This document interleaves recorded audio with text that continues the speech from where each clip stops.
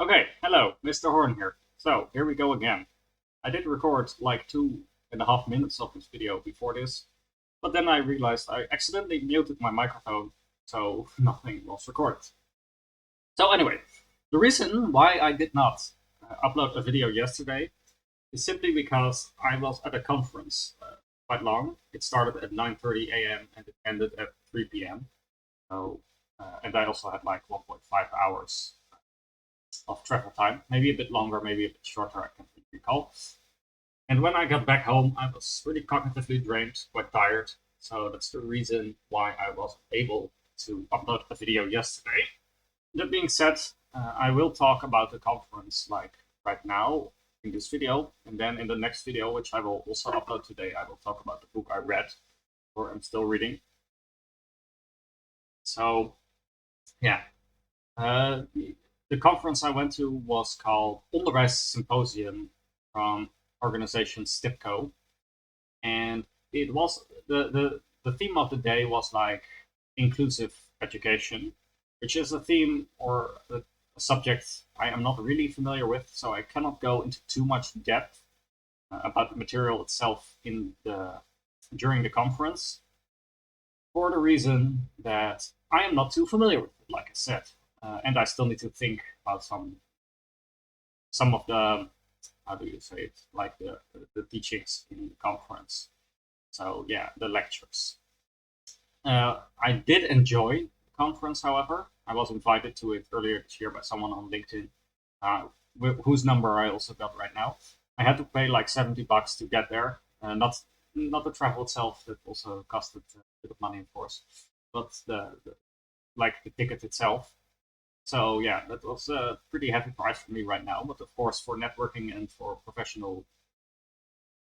my professional goals, my career, it was pretty worth it. I'll probably go again next year, depending on the subject, of course. Yeah, I have made a few notes on WhatsApp, which I will go through. But like I said, I cannot go into too much detail.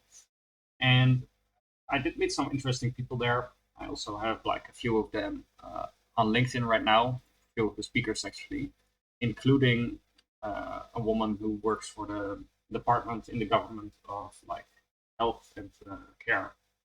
So that's pretty interesting that I have someone on my LinkedIn now who works in the actual Dutch government. So yeah. Anyway, let's see what I can tell you throughout my WhatsApp notes. Yeah. So basically, what they were talking about with inclusive education was like a medical versus social framework with regards to things uh, like limitations, not limitations, but handicaps that you have. Like if if you go into a medical framework of thinking, you say like you have this, so the problem is with you, and we need to fix you, etc. Well, if you have a social framework of thinking, you acknowledge that the problem is only a problem in correspondence with the environment. So the problem is not really you. So you look at how can we fix it. So that was what they were talking about primarily. That was like the major theme. They had a concept of transdisciplinary thinking and working, which I kind of forgot already what it was about. Like I said, I'm not too familiar with the subject, so I couldn't really learn that much about it during a conference because my usual study techniques I also cannot use while I'm in a freaking conference, like watching a lecture. But I do have the slides, so I might go through it like myself also later on because I'm pretty interested in the subject itself. They, for example, also recommended something called mediating or mediatory learning or teaching.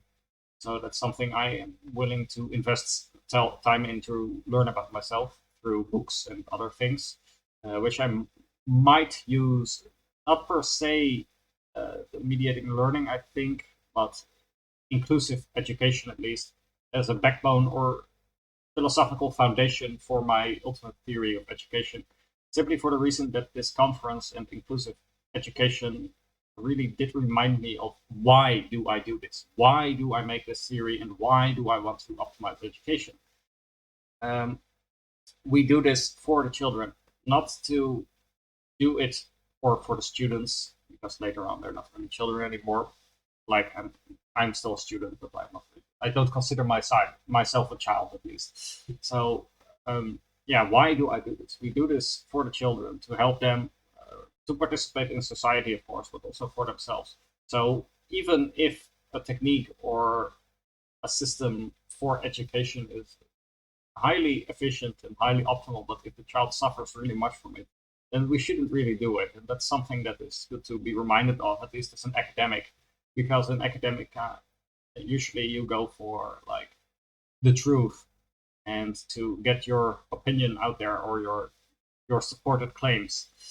Uh, and I think, well, maybe not. I'm not too familiar with it myself, the environment yet, but it could be that some academic people are more like, they think that a certain method is more efficient than others, but they do not see that a child can be harmed from it on a totally different spectrum, like perhaps not cognitively, but perhaps emotionally, which certain scientists might not be familiar with. So, in that sense, this is why I personally also say that, like, I myself am a specialist by nature. I don't like generalism, but on the other hand, if you're a specialist only, like in one subject, and you have very deep knowledge of it, you cannot do what I want to do, which is transform the education system globally. What you need is a generalistic specialist. In that sense, you need to know a lot about quite some subjects related to the subject you are learning about. So for me, it's education and learning, but I cannot be a specialist just in cognitive load theory, because if I'm a specialist just in cognitive load theory, I cannot really speak for the other frameworks there exist, and use them as well in my theory, which will create a biased view of reality, which is not useful. Usually, realism or reality is found in getting a middle ground between multiple frameworks and theories and versions of the truth. So that's why you need to analyze multiple aspects of reality. So yeah, that was a long rant, actually, outside of what I actually wanted to go into. So one note that I made was like, getting back to the framework of medical versus social thinking. It's like the dynamic between the person and environment is what creates the magnitude of the handicap. So an example they gave was like, if you're in a wheelchair, it only becomes a problem if the doors are not uh, already like adapted towards those kinds of persons. If they are already quite wide from the beginning, then being in a wheelchair is not, you don't really perceive it as a handicap. Like a handicap is only, or anything actually, is only becoming a problem when you become aware of it, when it is perceived by yourself as a problem. That's why, like, I think Seneca, or Marcus Aurelius, but I think Seneca said that we often suffer more in our minds than in reality. So that's because of perception. Like, suffering and anything actually only gets power once we give our attention and our energy towards it. So if we ignore something in real life, like if an example, if it's raining really hard, and you have to walk through it, and you're constantly saying, it's raining, I hate this, and you're constantly complaining, you are giving your energy and attention to the rain, which makes it annoy you even more, which makes you give more energy towards it, which makes it annoy you even more, because it is presently growing in your mind. It's like a reinforcing vicious cycle. So that's why you actually want to ignore such things. If you just acknowledge the rain and ignore its existence, it also won't annoy you that much. That is why attention and thinking can also mean the difference between depression and ecstasy, while the situation is factually the same. Like I think it was in Deep Work, it might have, by Cal Newport, that might have also been in Flow by Mihaly Csikszentmihalyi, if I pronounce it correctly. They gave an example of a woman who was at least suffering from cancer. She might even have been dying, and she was in a situation where she had some wine glasses, or a glass of wine or something. And they said, like, the author, whether it was Mihaly or Cal Newport, depending on the book, the author said, like, if she was focusing on her cancer, she would have been really depressed then and really like sad.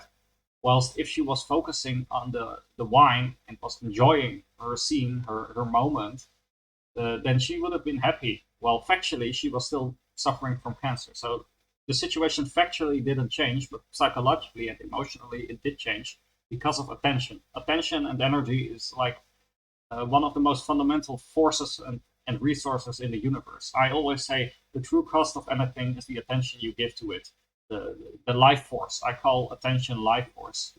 So if you have goals, whenever you want to take action, think of it. Is it worth investing this life force into it? Because you can never get it back, this energy. So yeah, anyway, um, they also made a point that they were talking about that you shouldn't be thinking only I need to solve things. You are working together with others in education. So they were saying something along the lines of course I transformed it into my own words, like acknowledging the limits of thine own intellect and recognizing the potential of others' intellect and expertise is the start of growth through working together. If you cannot acknowledge your own weaknesses and where the others reinforce or compensate for your weaknesses, you cannot work together and therefore you cannot achieve much. Um, so that they also said that, like most concepts, that inclusivity is a social cultural construct and therefore cannot be universally defined as it differs per country and perhaps even per region. They were talking about the model of courage, which are the four basic needs of children, perhaps also humans in general, which I need to dive into for myself. Um, I also said, or at least it reminded me of something, namely that you shouldn't use handicaps as an excuse. Because if you use anything as an excuse, which I said in my past video about the last book I read, which was the Dutch book, like if you use something as an excuse, usually it is a limiting mindset and it becomes a self-fulfilling prophecy. Um, like if you say you cannot do something, then you also don't put in the effort to try it, which means you really cannot do it. So it becomes a self-fulfilling prophecy. Something else they said, which reminded me of something, was that, or the thing that it reminded me of, was that goals are filters for action. If you have 10x goals, like Dr. Benjamin Hardy on YouTube says, you also actually have a higher chance of succeeding because the goals act as a filter, a lens through which you filter your actions. If you have a really big goal, you're less likely to do something that is not working towards the goal. So you will actually have a higher chance to do it because you're less distracted. While if you have a small goal, well, it might be more realistic. You realistically also are less likely to actually achieve your goal because you're more likely to be distracted because you're not paying attention. Like, oh, I can't do this because I have more than enough time, stuff like that. So, yeah, that acknowledge multiple perspectives on the same issues. Evaluation is learning is a note I made. Teacher autonomy is important. It might help with shortage of teachers. In the Netherlands, we have quite a shortage of teachers, which reminded me of something that autonomy motivates in that intrinsic motivation uh, negates the negative effects of pressure. Because if you have really high intrinsic motivation, then you don't mind putting in the effort, which is something I have realized myself. Um, and then they made a really strong point, which I personally really like because I'm struggling with this as well. Like they said, if there is an obligation to go to school, everything should be done to give the children the best possible education and environment, or at least help them on their journey, like give them what they personally need on an individual level. Because if this is not the case for a course you go to yourself, you just leave. But children don't have this choice, unfortunately. So that is why they should do everything possible to give the children the best possible education in accordance to their own individual needs. And that is something I'm struggling with currently because I'm still obligated to go to school, at least with an agreement through my grandparents or through an agreement with my grandparents. But also perhaps governmentally, which I hate because school is a massive waste of time and energy for me because I can learn the same material at least 10 times more efficiently when I'm working from home. So I should be working from home, studying from home, but it is unfortunately not possible. So anyway, then they were talking about something about what in Dutch they call leerpleinen. And I don't really agree with that methodology because I know from a cognitive load theory perspective that they're quite inefficient for learning, which is related to focus, which I won't go pretty deeply into right now. If you're interested in that, I might make a video about it in the future. I will also put this in my book about efficient learning, most probably. And then they said something which I do agree with, is that you should pull the problems to yourself and not on the kid, on the child or the other person. Just also always act like the problem was your own doing, because only then can you reflect on the process and learn from it yourself. Uh, if you always give others the fault, then you cannot learn, then you cannot grow. So that's a fixed mindset, or at least not a growth mindset, and that's really wrong. Always act like you can do something about it. Uh, that's Then they were talking about reflection and self-reflection, and I was like, that is insanely important for progress.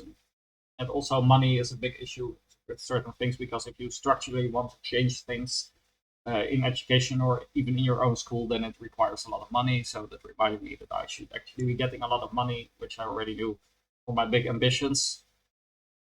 Then they were talking about ideology and belief systems, that they are a big factor and actually should be made apparent. You should talk about belief systems, or not belief systems, but the beliefs that you hold, which are unconscious usually.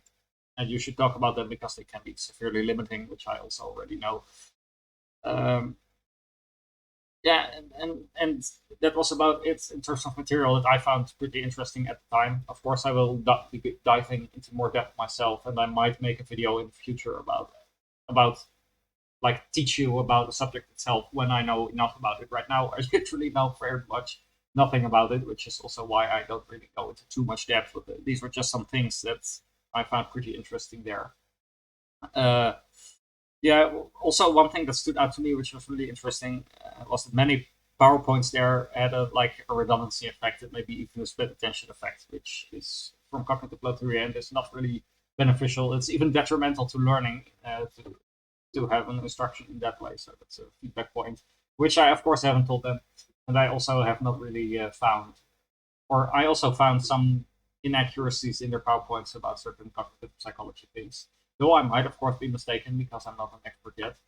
But I have not really told them that because of the sole reason that I am really a real introvert in real, and I'm quite nervous, and because I have no ethos built up or no fame, no expertise in the public, I don't really want to like get myself out there. Yeah, anyway, that was this conference, and I'm looking forward to going to more of these events in the future, and also figuring out a way to learn more of that, more more about the material in the like in the conference itself, instead of only when I'm back. But yeah, that's something I need to think about. But yeah, I did really enjoy it. So yeah, right. Now on to recording the next video about the book I was reading.